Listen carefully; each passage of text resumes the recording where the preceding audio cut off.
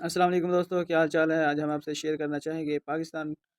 ये जो एशिया का कुछ ममालिक हैं, यहाँ पर आप देख सकते हैं। इनमें इंडिया है, पाकिस्तान है, अफ़गानिस्तान है, ईरान है, तुर्कमेनिस्तान, उज़्बेकिस्तान, किर्गिज़स्तान और ताजिकिस्तान और कज़ाकिस्तान, चाइना।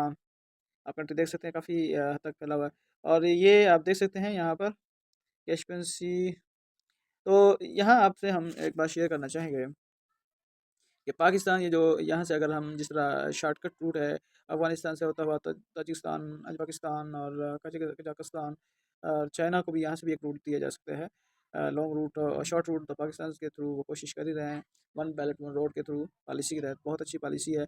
अगर इस पर अमल दरामद होता है, जैसे कि कोशिशें और काविशें जारी हैं, तो चाइना के लिए तो फ़ायदेमंद है ही, साथ साथ पाकिस्तान के लिए बहुत ही फ़ायदेमंद साबित होगा।